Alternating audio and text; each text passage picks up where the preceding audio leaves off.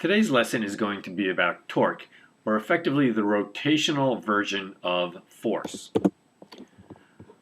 Okay, so what we're going to do is we're going to basically compare and contrast torque and force. The more you can relate those two aspects of physics, the easier this unit's going to be, because at this point we're pretty comfortable with force and drawing free body diagrams and calculating net force and acceleration and all those aspects. Okay, we're pretty much going to limit ourselves to equilibrium situations in this PowerPoint. The next PowerPoint will look at situations where the angular acceleration will be non-zero. Okay, so starting off, what is torque? Okay, in the past we understand that a net force has been responsible for causing an object to accelerate. This is Newton's second law that says acceleration is going to be the force applied to it, net force, divided by the object's mass. Okay, the same concept pretty much applies to make an object accelerate rotationally speaking. Okay, but instead of force, what we're going to talk about is torque. So what is torque? Okay, torque is effectively a force that is going to be applied perpendicular to the displacement vector. So how far away from the point of rotation I apply this force makes that force stronger, or the torque stronger. Okay, and we only want the perpendicular component, which is why we actually call torque a vector, which is the cross product of R cross F. If you remember it as a cross product, the order is important because the cross product is not commutative. Okay, I personally prefer thinking of positive torques as being a force that generates a counterclockwise rotation. A negative torque would be the other way. So here's a picture of illustrating what's going on. Okay, so I have an applied force that's being applied to a lever arm, the red line there, or effectively the R, okay, the radius. So there is an angle that says, well, I only want the perpendicular component.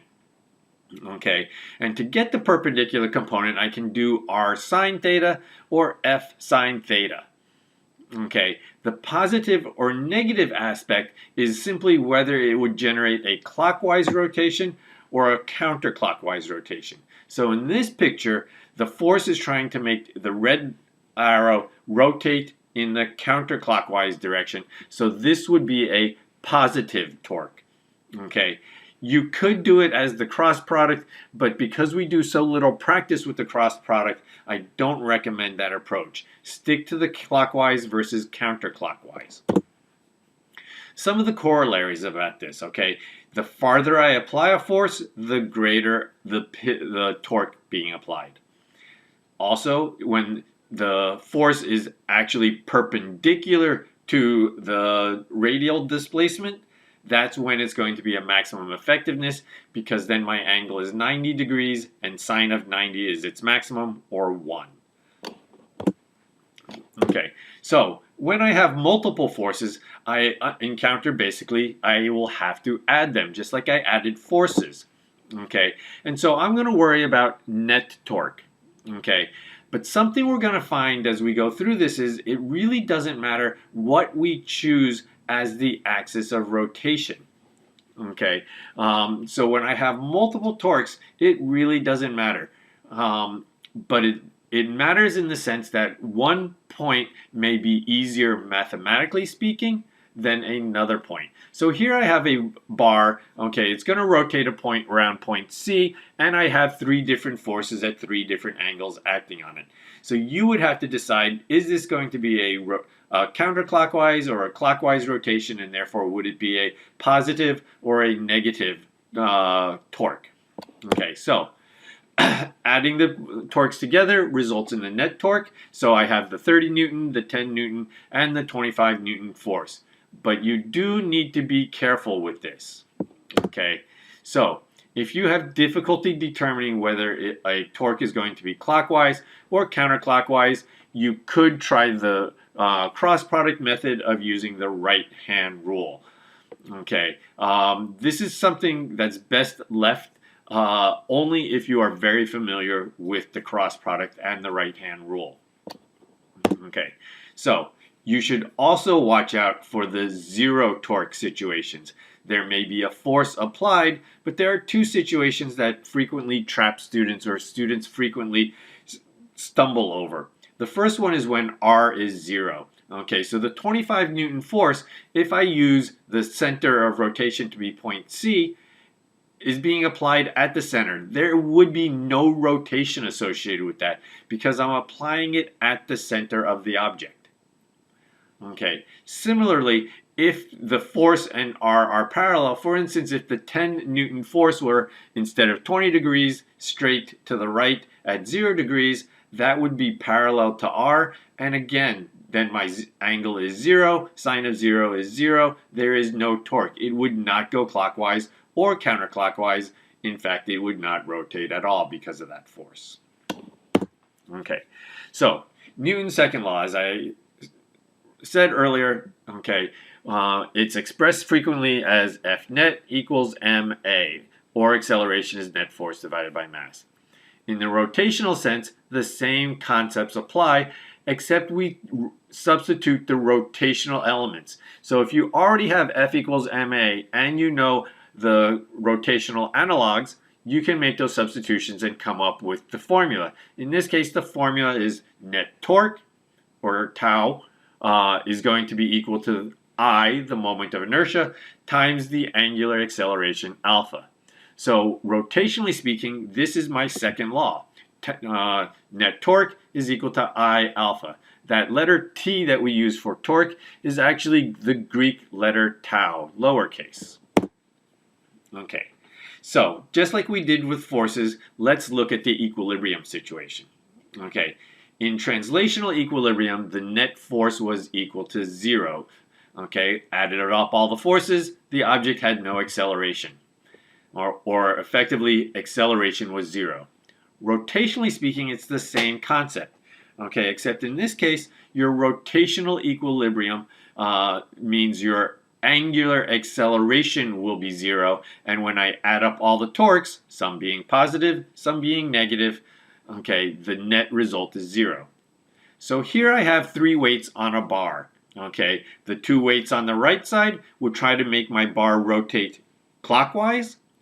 Okay, and the bar and the mass on the left would try to make my bar rotate counterclockwise. So those are my pluses and my minuses.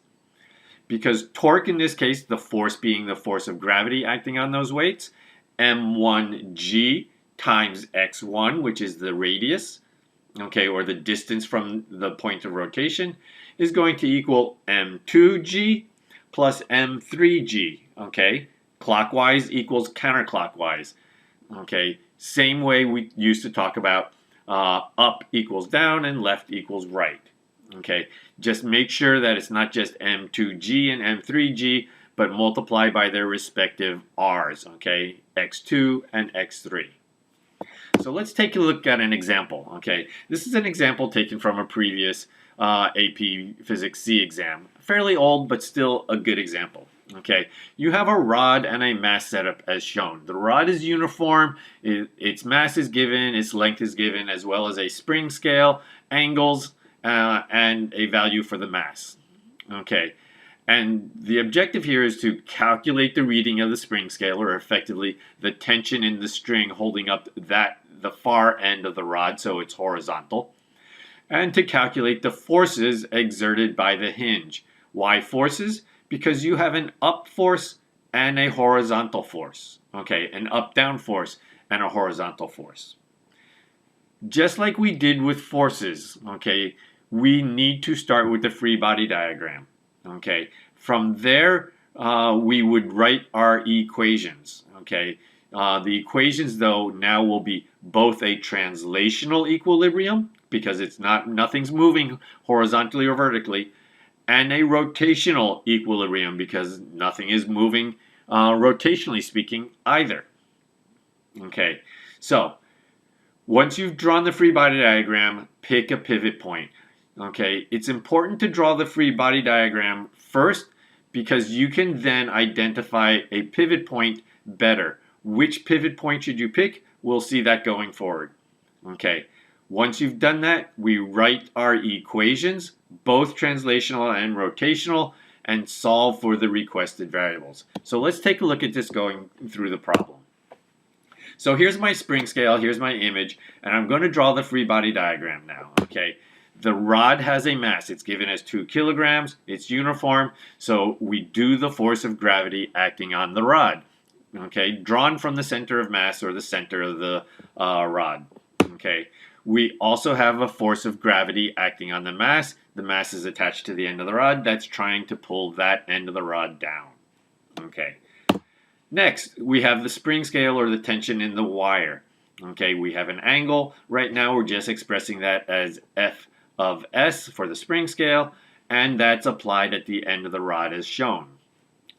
Okay, last but not least, we have the force of the hinge on the rod. Okay, why do I know I have a rightward force?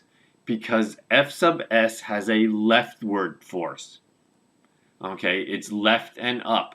If I don't have a rightward force, I will never achieve translational or horizontal equilibrium. Okay.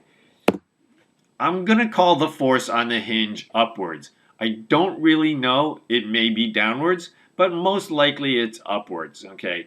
Because the spring scale has an upward component to cancel the 2 downward components of gravity, it's unclear. Okay. But it really doesn't matter, because if we end up with a negative upward force, it simply means that that hinge force is downwards when we go through the math. Okay, so that's my free body diagram. Okay, we'll label both of those force hinge X and force hinge Y when we get there. Okay, and we basically then choose a pivot point. There are really 3 possible pivot points here. I give you the 4th one of D, which is 1 meter from the hinge, or 40 centimeters off the edge of the rod, just to show it doesn't matter what point we pick. Okay, A is probably the best point. Okay, B is okay, but not the greatest. C is probably the next best point. Why do I pick a pivot point? Okay, I pick a pivot point because any force applied at that pivot point has a torque of 0, because R is 0 at that pivot point. So if I pick point A, the force of the hinge is written out of all my equations. If I pick point C, then the force of the spring and the force of gravity given by the half kilogram mass is also written out of my equation. I'm actually going to do all 4 of these points in the slides going forward. I'm not going to go into great detail. Okay, so if you want to look at one of the slides and pause it to take a look at what's going on, please do so. Okay, but I'm going to start with point A. Okay, so step 3, I'm going to write the equations. So here's the equations for point A. Okay. On the x-axis, okay, we start with the translational because that's what we're comfortable with.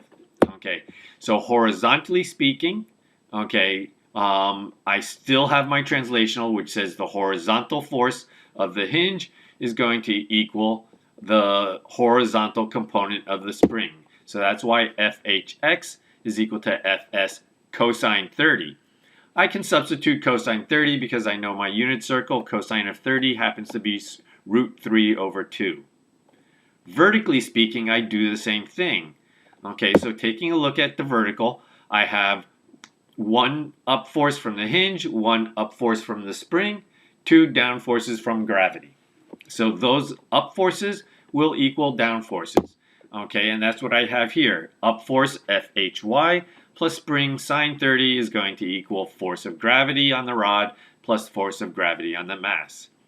I'm going to rewrite it as FHY, but I'll probably find that out later. Okay, so I have FHX and FHY. I also replaced the sine 30 with its value, which is 1/2.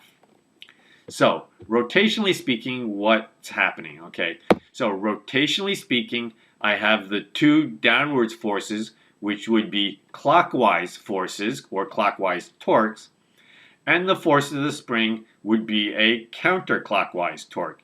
So, just like up equals down and left equals right, clockwise torques equals counterclockwise torques.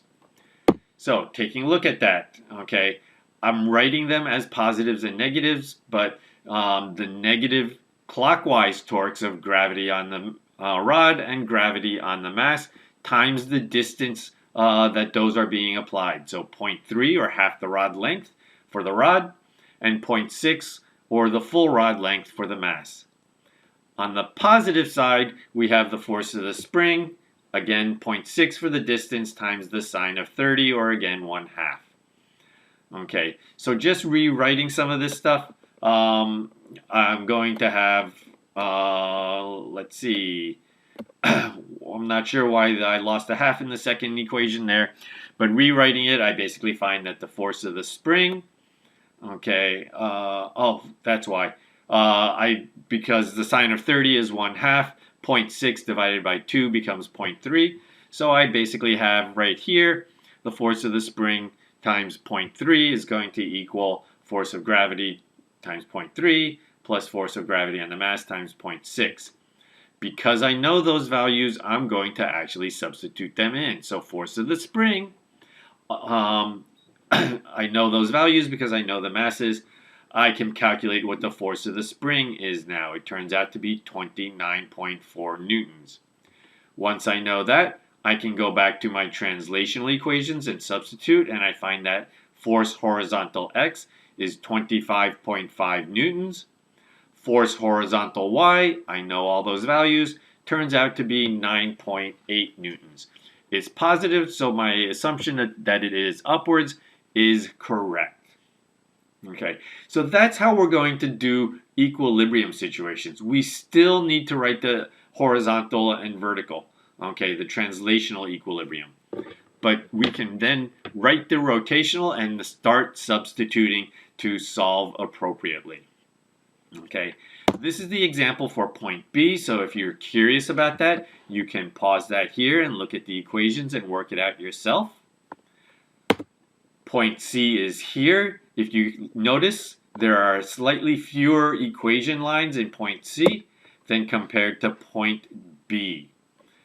Point A was the easiest, okay, because it made the hinge 0. We had no idea what those hinge values were, rotationally speaking, so by writing those two out, we can then ignore the hinge and solve for everything else. Here, the hinge plays a role, and I still have to work through it.